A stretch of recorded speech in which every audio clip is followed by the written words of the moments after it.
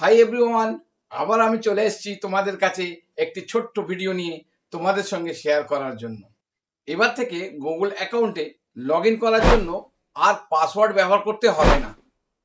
পাসওয়ার্ডের পরিবর্তে ফিঙ্গারপ্রিন্ট অথবা ফেস আইডি ব্যবহার করে লগ ইন করতে পারবে।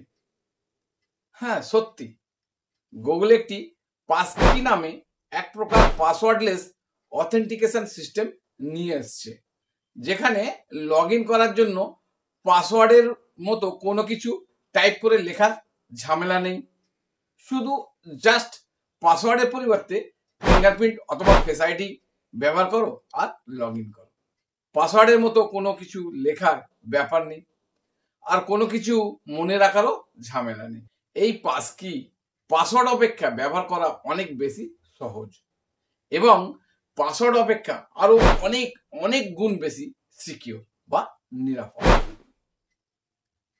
কিন্তু এই পাসকি পাসওয়ার্ড অপেক্ষা আরো এত বেশি সিকিউর কেন, এই বিষয়টি বুঝতে গেলে তার আগে আমাদের ভালো করে জানতে হবে এই পাসকি কিভাবে কাজ করে। আজকে আমরা এই ভিডিওর মাধ্যমে জানবো এই পাসকি কিভাবে কাজ করে।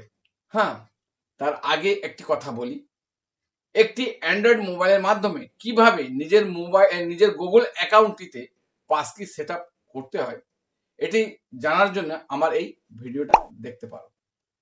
পাসকি কিভাবে কাজ করে, এই পাবলিক কি এনক্রিপশন কনসেপ্টটিকে সাধারণ ভাষায় বললে বুঝতে পারা একটু কঠিন হতে পারে, তাই একটি সহজ উদাহরণ দিয়ে বিষয়টি বোঝানোর চেষ্টা করছি। ধরা যাক তুমি তোমার মোবাইলেতে তোমার গুগল অ্যাকাউন্টটিতে পাসকি সেট আপ করতে চাইছো। যখন সেট আপ করবে ঠিক ওই সময়ে তোমার ডিভাইসেতে এক জোড়া ইউনিক টাইপের কি অর্থাৎ চাবি অটোমেটিক ভাবে জেনারেট হয়। একটি হলো প্রাইভেট কি এবং অন্যটি হলো পাবলিক কি। প্রাইভেট কি এটি তোমার মোবাইলেতেই থেকে যাবে এবং পাবলিক কিটি গুগলের সার্ভারেতে শেয়ার হিসেবে থাকবে। এই প্রাইভেট কি এবং পাবলিক কি সম্পর্কে আমাদের একটু ভালো করে ধারণা থাকা দরকার। এই প্রাইভেট কিটি ওই পাবলিক কি এর একে অপরের পরিপূরক, অর্থাৎ প্রাইভেট কিটিকে যদি চাবি বলা যায় তাহলে পাবলিক কিটিকে তালাস্বরূপ বলা যেতে পারে এবং ওই চাবিটি কেবলমাত্র ওই তালাটিকে খুলতে পারবে। এটা তোমার মোবাইলেতেই থাকবে, ওই মোবাইলের হার্ডওয়্যারে মডিউলে এনক্রিপ্টেড ভাবে প্রোটেক্টেড অবস্থায় থাকবে। আমাদের বায়োমেট্রিক ভেরিফিকেশন দ্বারা ওই প্রাইভেট কিটি কার্যকর, অর্থাৎ তোমার মোবাইলেতে ফিঙ্গারপ্রিন্ট বা ফেস আইডি ভেরিফিকেশন ছাড়া ওই প্রাইভেট কিটি ব্যবহার করা যাবে না এবং কেবলমাত্র ওই মোবাইলেতে ওই গুগল অ্যাকাউন্টের ক্ষেত্রে এটি কার্যকর। এটা কখনোই কাউকে শেয়ার করা যায় না এবং কোনো অবস্থাতেই কখনোই তোমার মোবাইল ছেড়ে যায় না এবং তোমার মোবাইল থেকে কেউ কোনো প্রকারে হ্যাক করে চুরি করতে পারে না। কিন্তু পাবলিক কি অর্থাৎ তালাটিকে যে কোনো সাইটের সাথে শেয়ার করা যায়, তাই এটা শেয়ার হিসেবে গুগলের সার্ভারেতেই থাকবে। কিন্তু গুগল কখনোই জানতে পারবে না যে এই তালাটির আসল চাবিটি অর্থাৎ প্রাইভেট কিটি কোথায় বা কোন ডিভাইসের মধ্যে আছে। শুধু কেবলমাত্র যাচাই করতে পারবে যে এই অ্যাকাউন্টের শুধুমাত্র অনুমোদিত ডিভাইসে থাকা আসল চাবিটি বা অর্থাৎ প্রাইভেট কিটি কেবলমাত্র এই তালাটিকে খুলতে পারবে। বোঝা গেল?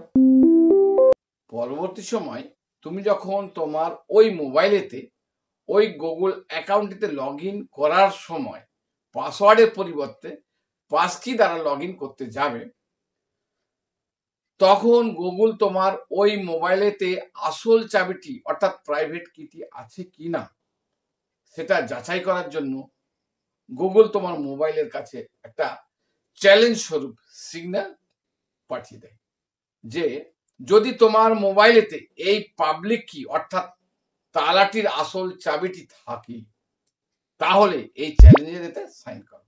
তখন তোমার ওই মোবাইলেতে তোমার ফিঙ্গারপ্রিন্ট বা ফেস আইডি ভেরিফিকেশনের মাধ্যমে তোমার মোবাইলেতে থাকা যে প্রাইভেট কিটি অর্থাৎ আসল চাবিটি ওই চ্যালেঞ্জের এতে সাইন করে এবং রিপ্লাই স্বরূপ সিগন্যালটিকে গুগলের কাছে পাঠিয়ে দেয়। গুগল তখন ওই রিপ্লাইটিকে তার কাছে থাকা পাবলিক কি দ্বারা যাচাই করে দেখে নেয় যে সাইনটি সঠিক প্রাইভেট কি দ্বারা হয়েছে কিনা, অর্থাৎ যে চাবি দ্বারা সাইনটা করা হয়েছে সেই চাবিটি গুগলের কাছে থাকা পাবলিক কি বা তালাটির সাথে সঠিক ম্যাচ করছে কিনা। যদি তালাটির সাথে ওই চাবিটি সঠিক ম্যাচ করে, অর্থাৎ পাবলিক কির সাথে প্রাইভেট কি ম্যাচ করে, তখন কিন্তু গুগল ওই ডিভাইসটিকে লগ ইন করার জন্য অনুমতি দেয়। বোঝা গেল? এর থেকে বোঝা যায় যে পাসকি পাসওয়ার্ড অপেক্ষা অনেক অনেক গুণ বেশি সিকিউর। কারণ অনেকে পাসওয়ার্ড ভুলে যায় বলে সাধারণত তারা নর্মাল বা দুর্বল টাইপের পাসওয়ার্ড ব্যবহার করে থাকে। আবার অনেকে একই পাসওয়ার্ড একাধিক সাইটে ব্যবহার করে থাকে। আবার অনেক ক্ষেত্রে ফেক সাইট থেকে আসা মেল বা ফেক কোনো সাইট থেকে দেয়া লিঙ্কে ক্লিক করে নিজেদের পাসওয়ার্ডটি ভুল করে দিয়ে ফেলে থাকে। এর ফলে সাধারণ দুর্বল টাইপের পাসওয়ার্ডগুলি আক্রমণকারীরা সহজেই ব্রুট ফোর্স অ্যাটাক বা পাসওয়ার্ড ক্র্যাকিং ব্যবহার করে সহজেই ক্র্যাক করতে পারে। আবার আক্রমণকারীরা অটোমেটেড টুলস ব্যবহার করে একাধিক সাইট থেকে পাসওয়ার্ড অনুমান করে চুরি এবং পরে অন্য কোনো ডিভাইস থেকে ওই পাসওয়ার্ডটি ব্যবহার করে ওই অ্যাকাউন্টটিকে অ্যাক্সেস করতে পারে। কিন্তু পাসকি সাধারণ পাসওয়ার্ডের মতো কোনো কিছু ম্যানুয়ালি ভাবে টাইপ করে লিখতে হয় না। প্রতিটি আলাদা আলাদা ডিভাইসে আলাদা আলাদা পাসকি অটোমেটিক ভাবে জেনারেট হয় এবং অটোমেটিক ভাবে সেন্ডও হয়, কোনো কিছু আটকাতে পারে না। আবার এই পাসকি ব্যবহার করে অ্যাকাউন্ট অ্যাক্সেস করতে গেলে শুধুমাত্র ওই অ্যাকাউন্ট অনুমোদিত ডিভাইসই কেবলমাত্র অ্যাকাউন্টটি অ্যাক্সেস করতে পারবে। বোঝা গেল? ভিন্ন কোনো ডিভাইস থেকে ওই পাসকি ব্যবহার করে ওই অ্যাকাউন্টটি অ্যাক্সেস করা সম্ভব নয়। আবার কোনো ফেক সাইটকে বৈধ বলে মনে হলে অরিজিনালের মতো মনে হলেও যে সাইটের সাথে ওই ডিভাইসের পাসকি সেট আপ করা হয়েছিল কেবলমাত্র সেই অরিজিনাল অনুমোদিত সাইট থেকে আসা রিকোয়েস্ট ছাড়া ওই ডিভাইস এর প্রাইভেট কি কোনো প্রমাণীকরণ বা অথেন্টিকেশন করবে না। কারণ ওই প্রাইভেট কি শুধুমাত্র নির্দিষ্ট অনুমোদিত অরিজিনাল সাইট থেকে আসা রিকোয়েস্টকে প্রমাণীকরণ করার জন্যই শুধুমাত্র ডিজাইন করা হয়েছে বা সেট আপ করা হয়েছে। বোঝা গেল? কোনো ম্যালিকাসযুক্ত বা দূষিত সাইটের সাথে প্রমাণীকরণ করে না। ফলে আমাদের পাসকি কোনো অবস্থায় কোনোভাবে ফিশিং এর শিকার হতে পারে না। আবার কোনো অ্যাকাউন্টের পাবলিক কি ধারণকারী সার্ভার যদি কোনো কারণ হেতু হ্যাক হয়ে যায়, তবুও ওই অ্যাকাউন্টের কোনো ডেটা লিক হওয়া সম্ভব নয়।